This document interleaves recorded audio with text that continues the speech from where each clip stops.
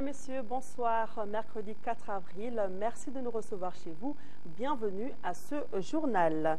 Une délégation des leaders religieux composée des représentants du Haut Conseil islamique, de l'Église protestante et de l'archevêque de Bamako a été reçue en audience ce matin par le président du CNRDRE. La délégation rentre d'une mission à Ouagadougou où elle a été reçue hier par le président du Faso, médiateur dans la crise du Nord Mali, Blaise Compaoré. C'était pour trouver des solutions pour une sortie rapide de crise. Rien n'a filtré de cette rencontre entre les chefs religieux et le président du CNRDRE. Une convention nationale sur la situation sociopolitique du Mali devait se tenir demain jeudi à Bamako, mais la rencontre a été reportée à une date ultérieure. Le Comité national pour le redressement de la démocratie et la restauration de l'État explique ce report par la nécessité d'une meilleure organisation de la rencontre et d'une participation de toutes les composantes de la société. Écoutons le colonel Moussa Sinko Koulibaly, directeur de cabinet du président du CNRDRE. Il est au micro de Bourama Traoré. Nous avions prévu de convoquer une convention demain, mais compte tenu des difficultés d'organisation matérielle et aussi le peu de temps pour la préparation, nous avons décidé aujourd'hui, au cours de la réunion préparatoire avec les représentants de la société civile et des partis politiques, de commun accord de repousser cette convention à plus tard pour nous permettre de mieux préparer matériellement cette convention, mais aussi d'impliquer plus d'acteurs de la scène politique, de la société civile et des différentes organisations. Donc dès qu'on aura défini les contours de cette convention, et nous partagerons l'information avec tout le monde. La Convention nationale sur la situation sociopolitique du pays est donc reportée. Un report différemment apprécié par les partis politiques et la société civile. Pour les uns, il faut réunir toutes les forces de la nation pour aboutir à des conclusions concrètes et unanimes. Pour les autres, la Convention devrait se tenir le plus rapidement possible pour une sortie rapide de la crise. Écoutons le président du mouvement pour le Mali, Mamadou Bakayoko, et un membre de la Convergence pour sauver le Mali, Baba Koumaré. Ils sont au micro de Bourama Traoré. Le report était indispensable dans la mesure où la non-préparation amène la cacophonie. Nous sommes dans une situation déjà chaotique. Il faudra éviter d'en rajouter à la dose de cacophonie. Il y a beaucoup de gens qui interviennent de gauche à droite. Il y a les deux extrêmes. Il y en a qui veulent totalement la restauration totale. Il y en a qui ne veulent même plus qu'on entende parler de quoi que ce soit. Donc d'un côté, vous avez un extrême A, de l'autre côté, vous avez un extrême B. Mais ce qui est important pour nous, c'est que tous les Maliens se retrouvent au juste milieu. C'est la raison pour laquelle on fait la convention. Et cette convention doit nous amener à entendre toutes les intelligences. Le cerveau humain est en train de défaire le Mali. Ce n'est pas les armes qui peuvent aider le Mali seulement.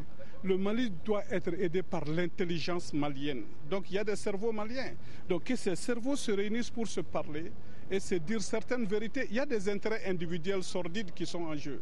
Il y en a qui crient, vivent le CNDR pour leurs intérêts politiques. Il y en a qui disent ramenons la restauration pour leurs intérêts sordides. Mais qu'on vienne au juste milieu pour que le Mali puisse gagner. Parce que je suis persuadé que même si nous repoussons la convention, le jour où on va se retrouver, si c'est pour aller encore dans des discussions, on risque de perdre encore du temps. Donc voilà, c'est la stratégie que je propose actuellement. Parce qu'il y a une stratégie de l'autre côté qui a consisté à faire en sorte qu'ils puissent effectivement venir atteindre leur objectif parce qu'ils sont partis avec l'alliance. MNLA a fait une alliance secrète avec Ansardine, avec ACMI et peut-être toute la nébuleuse, les narcotrafiquants et tout.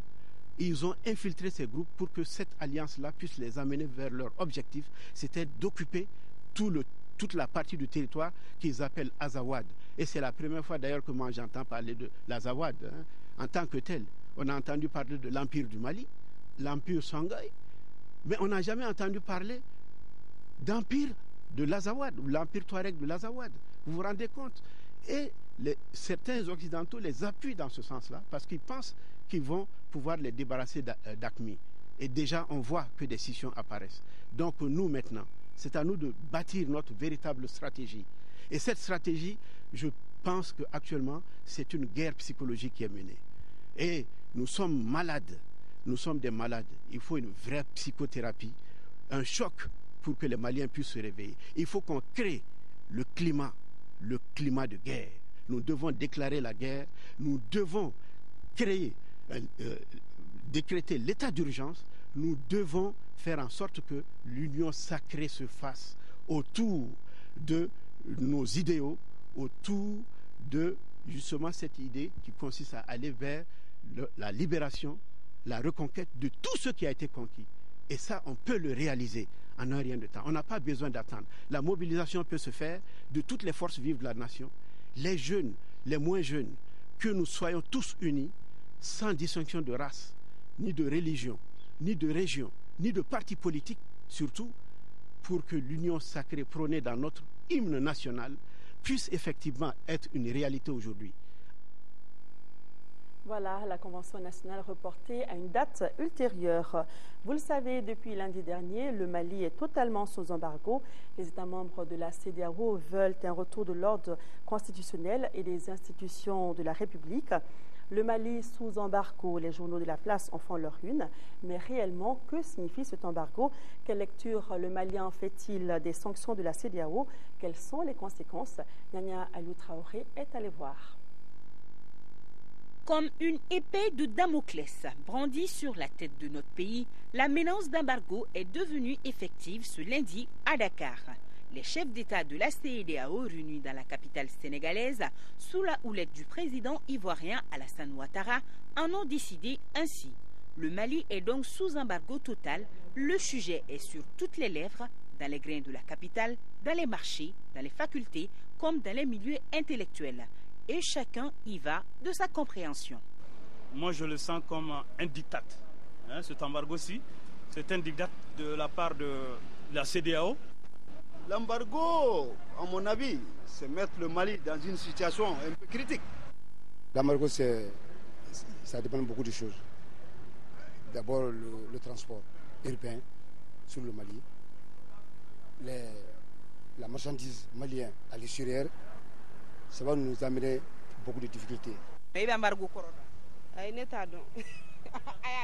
Pour moi, un embargo, c'est la rupture totale avec notre pays et puis les autres pays de la CEDEAO. Leurs marchandises, produits et consorts ne vont pas rentrer dans notre territoire et pour nous aussi ne va pas sortir pour aller dans les territoires de la CEDEAO. Vraiment, c'est mal vu de ma part. La classe politique et les syndicats condamnent fermement cette décision de la CEDEAO. Si on pouvait l'éviter, il fallait l'éviter. Nous sommes un pays continental. Nous sommes un pays qui dépend pour une grande partie de ses importations de pays voisins ou de pays tiers. Et donc un pays qui souffrira indubitablement d'un embargo, quel qu'il soit. Donc je dirais que c'est quelque chose qui a déploré. Nous sommes contre l'embargo parce que nous estimons que c'est inutile. Je pense que, a priori, il y aura beaucoup plus de peur que de mal dans ça. Et je pense de deux aussi, la CEDEAO doit comprendre, sinon elle le sait déjà, que dans tous les pays du monde, nulle part des sanctions économiques ou financières n'ont pu faire baisser ou changer l'opinion, sinon les décisions des autorités en place dans n'importe quel pays. La société civile, elle, s'inquiète du sort des pauvres citoyens.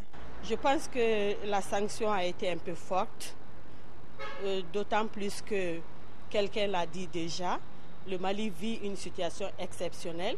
Quand la situation est exceptionnelle, il faut des mesures exceptionnelles. Ce n'est pas seulement la junte militaire qui est dans le problème, c'est toute la population malienne, y compris les enfants, les femmes, les jeunes, tout le monde. Voilà donc le Mali isolé. L'embargo est d'abord diplomatique, il est financier, puis enfin commercial. Ces trois facteurs de développement sont essentiels pour le plein épanouissement de tout pays. Mais pour l'instant, le quotidien du Malien n'est pas encore entamé. Au marché comme dans les restaurants, c'est le train-train habituel. Mais les populations craignent une éventuelle spéculation. À la Direction nationale du commerce et de la concurrence, on se veut rassurant. Selon le directeur, on dispose d'un stock assez suffisant. Vendredi déjà en stock sur territoire, la date du 29, donc avant l'embargo. En riz, nous avions plus de 39 000 tonnes, environ 40 000 tonnes de stock tampon. Au niveau du sucre, nous disposons de plus de 33 000 tonnes, ce qui fait plus de 80 jours de consommation. Bon. Pour le lait également, nous avons 2080 tonnes de lait en poudre. Il n'y a pas le lait concentré, mais du lait en poudre, ce qui fait également plus d'1 mois de consommation. Et comme je vous l'ai dit, c'est très important, c'est des stocks qui se trouvent au niveau des grossistes et au niveau des unités de production dans les capitales régionales. Toutefois, à en croire nos différents interlocuteurs, l'heure n'est pas à la panique. Je dis au peuple malien de se rappeler, nous avons traversé des moments plus difficiles. Nous étions peut-être jeunes, on nous a raconté. Quand la fédération a éclaté, c'était pire.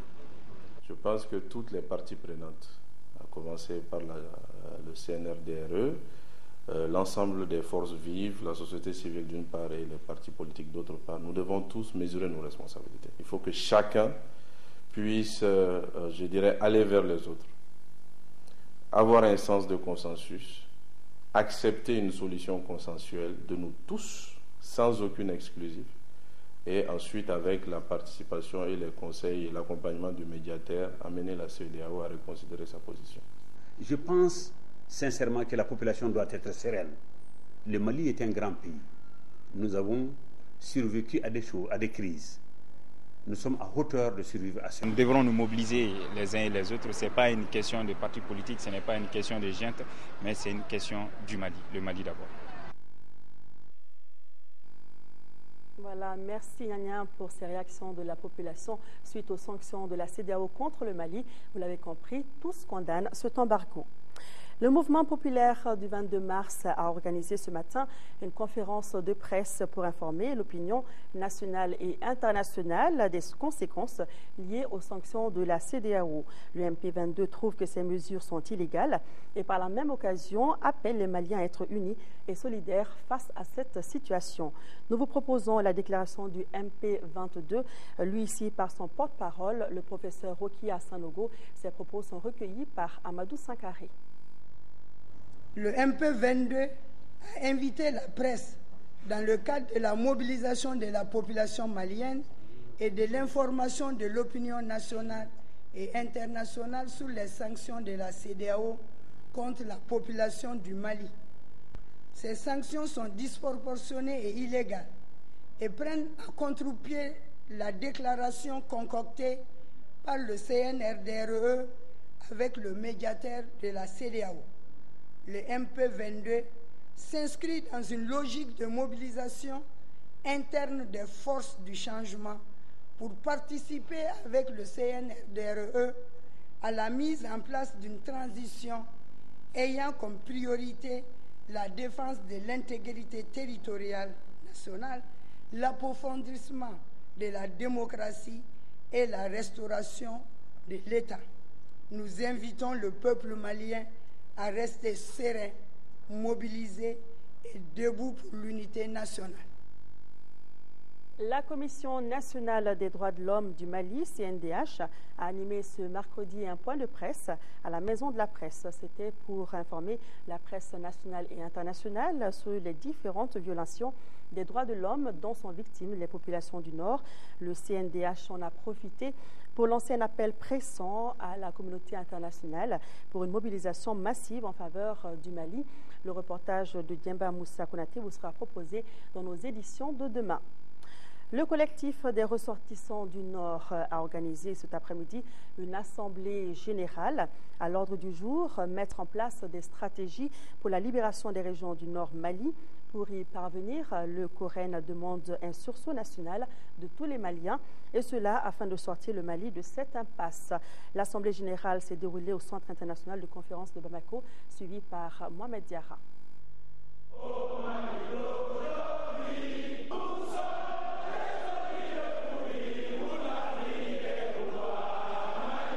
Il était difficile de se frayer un chemin ce mercredi dans la salle des 1000 places du Centre international de conférence de Bamako. C'est le cœur meurtri que le collectif des ressortissants du Nord s'est retrouvé pour une assemblée générale. Ces hommes et femmes se disent indignés par la situation qui prévaut dans les régions du Nord Mali. Le temps n'est plus aux condamnations et aux discours, estiment-ils. Il faut agir pour libérer les villes occupées. Les 2/3 de notre territoire national sont occupés par des assaillants du fait de la mise en déroute de notre armée censée nous défendre. Mes chers parents et compatriotes, un sursaut d'orgueil doit nous habiter en cet instant ultime de notre vie. La mère patrie est en danger. Quoi de plus digne, j'allais dire de plus noble, que la défense de sa patrie. Les régions prises se caractérisent aujourd'hui par la destruction du tissu économique et social.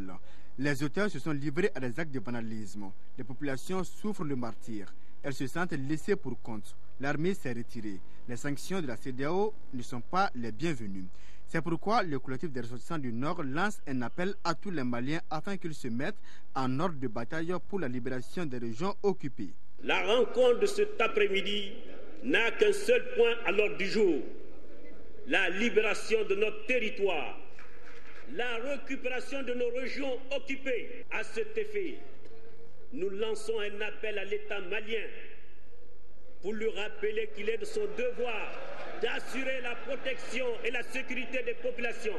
Nous lançons enfin un appel à la communauté internationale pour aider le Mali à recouvrer la totalité de son territoire. Pour le collectif des ressortissants du Nord, une bataille est perdue, mais pas la guerre. Dans la salle, tous sont unanimes sur l'impérieuse nécessité de la sauvegarde de l'intégrité territoriale. Dieu, dans sa miséricorde et dans sa bonté infinie, nous sortira de ce gouffre, Inch'Allah. Pour ce faire, nous devons plus que jamais nous unir, resserrer les rangs et faire taire nos divisions. Il ne s'agit plus d'une association, encore moins d'un parti politique ou des partis politiques. Il s'agit de sauver notre cher Mali et le septentrion du Mali. Le Mali ne sera pas divisé quelle qu'en soit la situation pour mettre les ressortissants du Nord Mali. À chacun de s'y mettre pour sortir le Mali de cette situation déplorable. Pour une sortie de crise, le collectif des ressortissants du Nord propose un certain nombre d'actions prioritaires. Il s'agit par exemple de la mise en place d'une chaîne de solidarité nationale et internationale pour les victimes des atrocités. Nous proposons la lecture des propositions par Sédou Traoré, rapporteur du Coren, des propos recueillis par Mohamed Diarra. Première action prioritaire à mener: une marche de protestation contre l'occupation du nord du pays par les forces rebelles et pour l'intégrité du territoire national. Deuxième action prioritaire: mettre en place une chaîne de solidarité nationale et internationale pour venir en aide aux parents victimes de l'occupation et de la guerre. Quatrième action prioritaire: mettre en place un système de communication performant à l'endroit de l'opinion et des institutions juridiques nationales et internationales.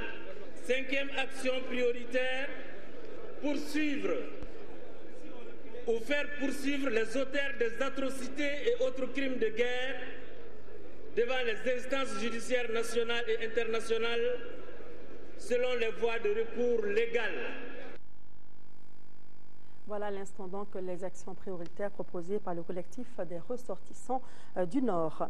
Ce soir, des déclarations nous sont parvenues. Il s'agit des déclarations du Conseil national de l'Ordre des médecins du Mali, du mouvement des jeunes ressortissants de la région de Sikasso et de la Confédération des associations de tradipraticiens et herboristes du Mali.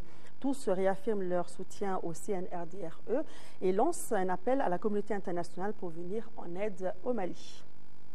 Notre rédaction s'est aussi intéressée aujourd'hui au transport routier, un secteur dont la mission fondamentale est de permettre la mobilité des personnes et de leurs biens suite à la situation que connaît notre pays, notamment au nord. Pendant que certaines compagnies ont annulé leur destination dans les localités du nord, d'autres maintiennent les leurs. Notre reporter Alpha Maïga est allé voir. Le transport au Mali constitue un des piliers dans l'économie du pays. Sa mission fondamentale reste la mobilité des personnes et leurs biens. Depuis l'annonce des sanctions envisagées par la communauté économique des États de l'Afrique de l'Ouest, CEDEAO d'une part, et d'autre part l'occupation des régions du Nord Mali par des groupes armés, les mouvements de transport deviennent compliqués, j'allais dire inquiétants. On n'arrive pas à voyager, pratiquement toutes les frontières sont fermées. Nous avons pris le risque de partir, c'est notre mission, on ne peut pas laisser les gens souffrir et puis rester comme ça à Bamako. Pour l'instant, non. On faisait Gao jusqu'à hier, mais pour le moment, on a arrêté.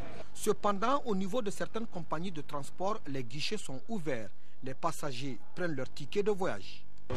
Bouri! Assata Maïga! Partez où? Bon, je vais à Gao. Et pourquoi? Bon, là-bas, c'est chez moi.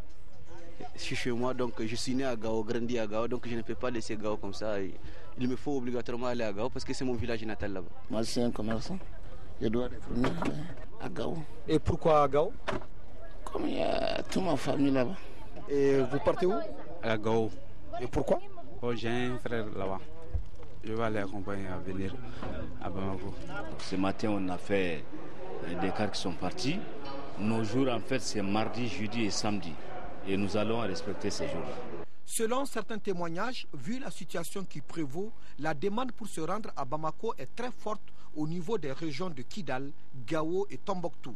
C'est ce qui explique d'ailleurs la multiplication des initiatives des responsables de la compagnie malienne des transports routiers. Pour le moment, la frontière est fluide. Au moment où je vous parle, les camions sont en train de circuler. Il y a plutôt de passagers de Gao vers Bamako. On est en train d'envoyer les cars à vide pour aller les chercher, les faire remonter sur Bamako. Les gens réellement préfèrent rester là où ils sont. Et on espère que cette situation va changer le plus rapidement possible. Certes, la situation est difficile. Cependant, les uns et les autres sont mobilisés pour répondre aux exigences de l'heure. En attendant, chacun prend son mal en patience. Et puis, vous l'avez constaté depuis un certain temps, la ville de Bamako est sujette à des coupures d'électricité intempestives. En ce moment de forte chaleur, ces coupures ne sont bien évidemment pas les bienvenues pour les populations. Pour connaître les raisons de ces délestages, notre équipe de reportage dirigée par Salimata Daou a approché EDM SA, Énergie du Mali. Écoutons les explications d'un conseiller à EDM SA, Makan Aliou Tunkara. En effet, aujourd'hui, nous avons des difficultés. Comme vous savez, nous alimentons les populations avec deux types de centrales. Les centrales hydroélectriques qui fonctionnent avec de l'eau et les centrales thermiques qui fonctionnent soit avec du gasoil ou avec du DDO, les hydrocarbures qui sont utilisés.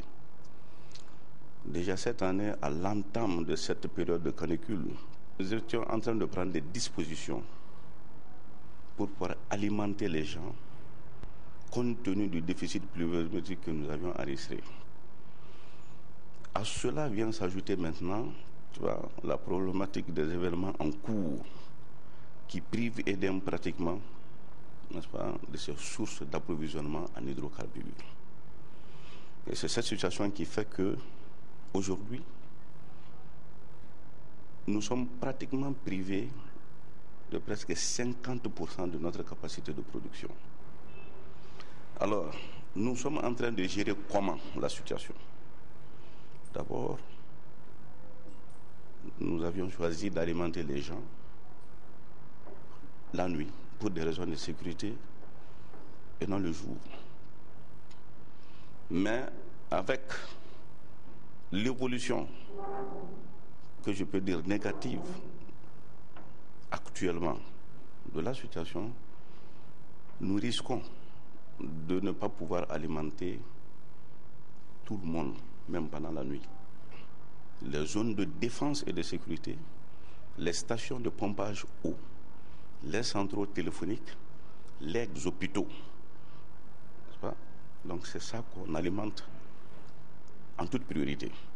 Mais il se trouve qu'alimentant ces zones, évidemment, il y a des postes qui alimentent. Il y a certaines populations qui sont alimentées solidairement avec ces zones. Nous demandons donc à toutes les populations, à tous nos abonnés, de comprendre, de nous accompagner avec leur bonne compréhension. Et nous profitons d'ailleurs pour présenter aussi nos excuses pour les désagréments éventuels causés à eux.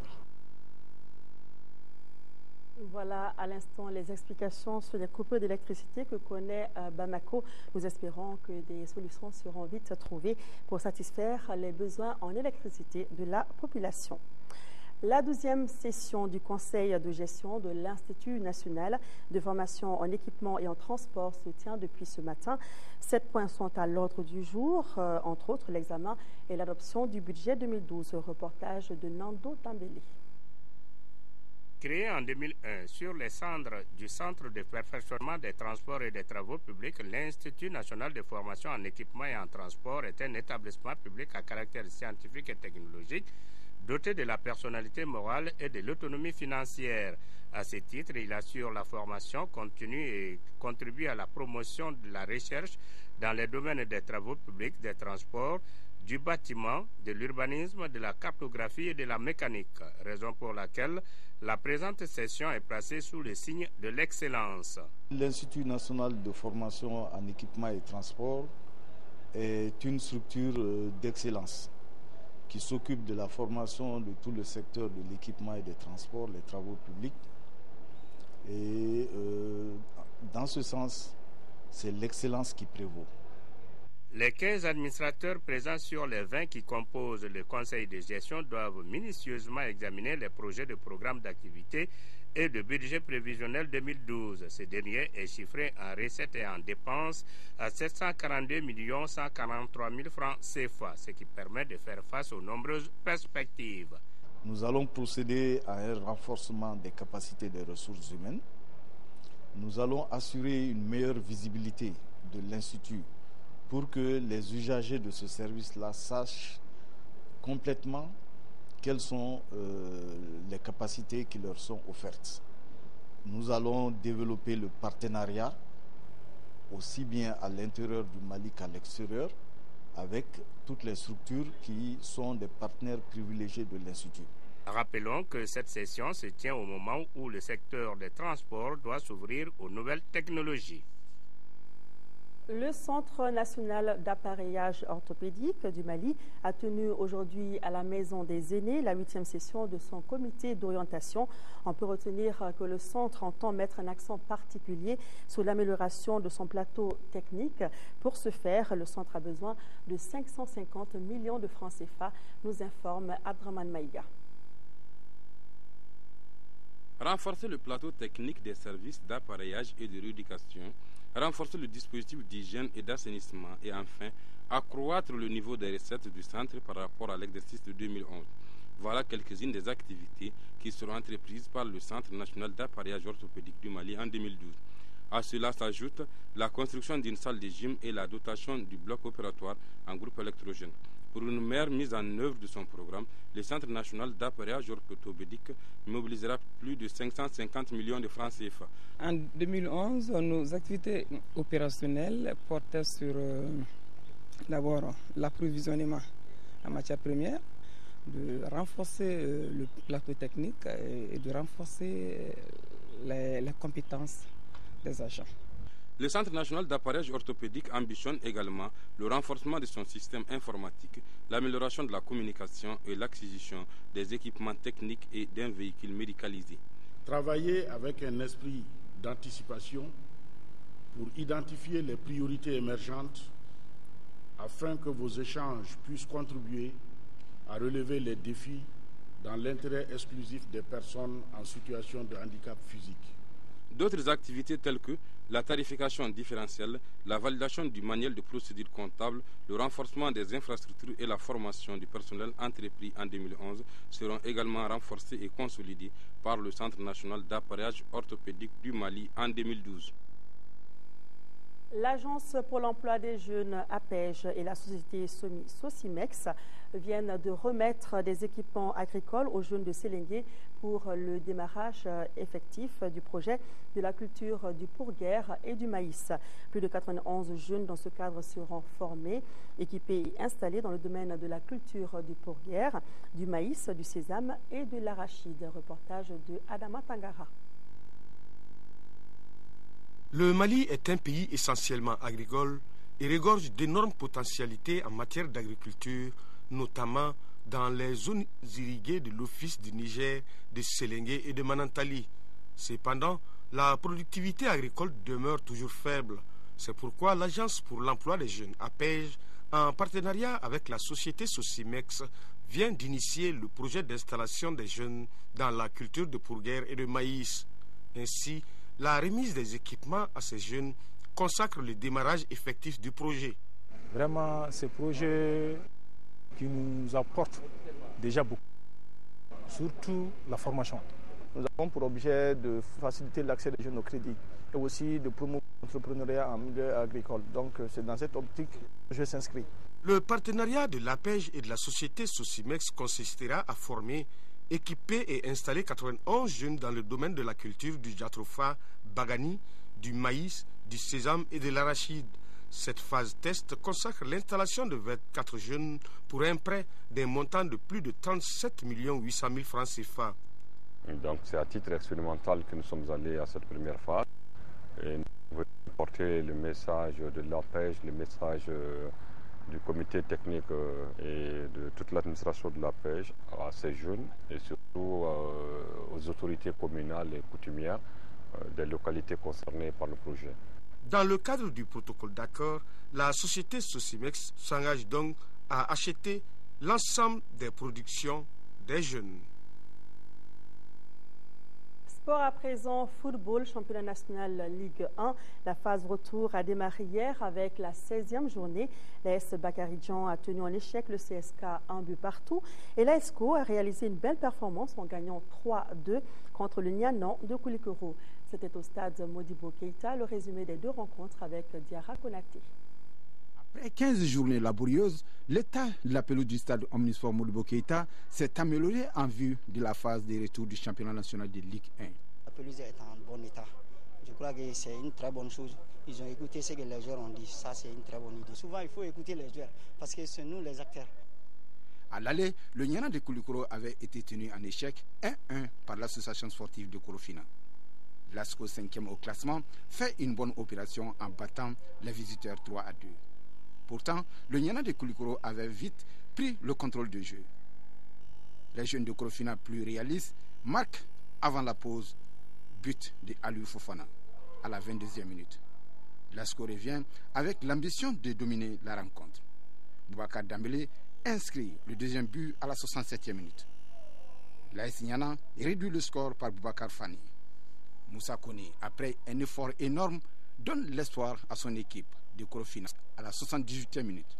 3-1, le Niana se révolte pour marquer un deuxième but sur pénalty transformé à la 90e minute par Madou Dambélé. Finalement, le Niana s'incline 3-2 devant l'ASCO. Les 3 buts, ce sont des erreurs individuelles, mais bon, c'est encore le football. Il ne faut pas essayer d'indexer les uns et les autres, quoi. Moi, j'assume et nous sommes tous fautifs. C'est l'arbitre qui a un peu faussé les données, sinon on pouvait vraiment jouer. Les enfants ont eu peur parce qu'on a dit de laisser les arbitres en paix, de faire beaucoup attention. On a pris combien de cartons jaunes? Combien de 7 cartons jaunes? C'est trop. La deuxième rencontre de la journée inaugurale de la phase de retour du championnat national de Ligue 1 s'est soldée par le nul 1-1 entre le CSK et l'AS Bakaridjan. Un résultat jugé positif. On a vu du beau football, de part et d'autre. Les Bakaridjan, à un moment donné, pouvaient scorer. Comme les CSK, à un moment donné aussi, pouvaient, ils ont égalisé, ils pouvaient remarquer encore. C'était un match plein d'ambition, un match bien engagé. Vous avez vu le football qu'ils ont produit, sans faute. Circulation de balles impeccable. Créer des occasions, ils n'ont marqué que 1 sur les occasions qu'ils ont créées. Mais c'est le football. Mais ce que j'ai approuvé des gosses aujourd'hui, ils ont prouvé qu'ils avaient le talent de jouer. Les buts ont été marqués respectivement par Drissa Sidibé pour le compte de l'AS Bagadjan de Baraouli à la 4e minute et Mohamed Keita du côté du centre Salif Keita à la 70e minute. Un résultat qui peut permettre à l'AS Bagadjan de Baraouli d'espérer la 4e place. Voilà, cette page sport met fin à ce journal que je vous remercie d'avoir suivi. Demain, dans la mi-journée, retrouvez Aïssata Ibrahim Maïga. Les éditions du soir vous seront présentées par Nyanya Alou Traoré.